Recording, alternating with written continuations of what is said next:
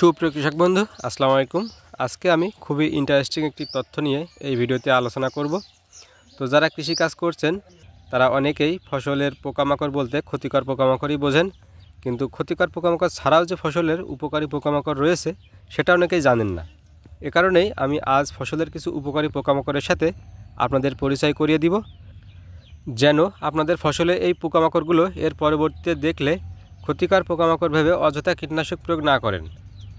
কেননা এই উপকারী পোকামাকড়গুলো কিন্তু আমাদের ফসলের জন্য খুবই গুরুত্বপূর্ণ, যে কারণে এই উপকারী পোকামাকড়গুলো বাঁচিয়ে রাখা আমাদের দায়িত্ব। তো চলুন আমরা ফসলের কিছু উপকারী পোকামাকড়ের সাথে পরিচিত হই। তার আগে ভিডিওটি ভালো লেগে থাকলে অবশ্যই একটি লাইক এবং সাবস্ক্রাইব করে পাশে থাকবেন, আর যারা অলরেডি সাবস্ক্রাইব করে পাশে আছেন তাদেরকে অসংখ্য ধন্যবাদ। তো এখন যে পোকাটি দেখতে পাচ্ছেন এটি লেডিবার্ড বিটল। এরা পূর্ণবয়স্ক লেডি বিটল এবং বাচ্চা উভয়ই বাদামি গাছফড়িং, সাদাপিঠ গাছফড়িং, সাতটা পোকা, জাপ পোকা ও অন্যান্য পোকার ছোটো কিরা ও ডিম খেয়ে ফসলের উপকার করে থাকে। এদেরকে কিন্তু শীতকালে আমরা সরিষার খেতে দেখতে পাই।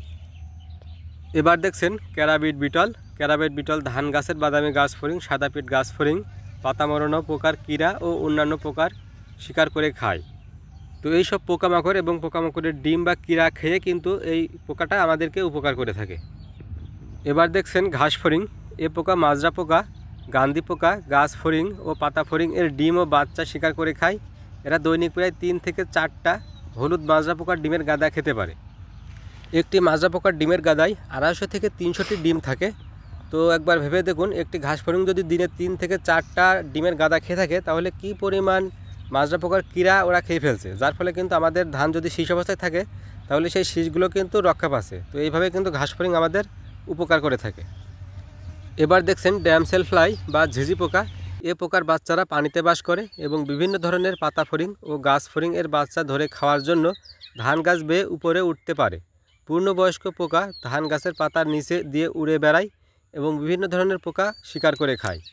বন্ধু পোকামাকড়ের মধ্যে মাকড়সাকেই সবথেকে বড় বন্ধু পোকা বলা হয়, কেননা এরা অনিষ্টকারী পোকার ডিম, কিরা, পুত্তুলি ও পূর্ণবয়স্ক পোকা ধরে খায়। এরা সাধারণত ধান ক্ষেতের মাজরা পোকা, গাছ ফড়িং, পাতা ফড়িং ও মাছি ধরে খায়। কিছু মাকড়সা আছে যারা জাল না পেতে শিকার করে, আবার কিছু মাকড়সা আছে যারা জাল পেতে শিকার করে থাকে।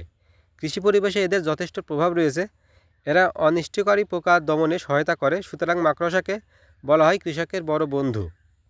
এবার দেখছেন বোলতা বা বল্লা। এই বল্লা যদি কোনো মানুষকে কামড়ায় তাহলে কিন্তু মানুষের অবস্থা বেহাল হয়ে যায়।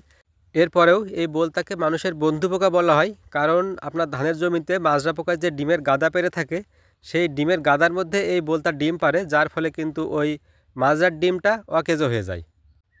এবার দেখছেন মিরিট বাগ। মিরিট বাগ পূর্ণবয়স্ক পোকা ও বাচ্চা বাদামি গাছ ফড়িং, সাদাপিঠ গাছ ফড়িং, সবুজ পাতা ফড়িং এর ডিম খায় এবং এইসব ডিম খেয়ে কিন্তু এইসব পোকামাকড়গুলো ধ্বংস করে, যার ফলে মিরিট বাগ আমাদের বন্ধু পোকা। মেসোভেলিয়া পাখাবিহীন পোকা ধান খেতে দেখা যায় এবং ধান ক্ষেতের আড়ালে জড়ো হয়ে থাকে। গাছ ফড়িং পানিতে পড়ে গেলে এটা তাদের ধরে খায়। মাইক্রোভিলিয়া পূর্ণবয়স্ক পোকা, নিম্ফ উভয় পানিতে বাস করে এবং খুব দ্রুত চলাফেরা করে। এরা ছোট ও নরমধী পোকা ধরে খায়। ফসলের বন্ধু পোকার মধ্যে এই মৌমাছি অন্যতম এবং সবথেকে উপকারী পোকা, কেননা এই মৌমাছি ফুলে ফুলে মধু সংগ্রহ করে এবং একই সাথে এই মৌমাছির দ্বারা কিন্তু পরাগায়ন হয়, যার ফলে ফুল থেকে ফল গঠন হয়। তো ভিডিওটি ভালো লেগে থাকলে অবশ্যই একটি লাইক এবং সাবস্ক্রাইব করে পাশে থাকবেন, আর যারা সাবস্ক্রাইব করে পাশে আছেন তাদেরকে অসংখ্য ধন্যবাদ।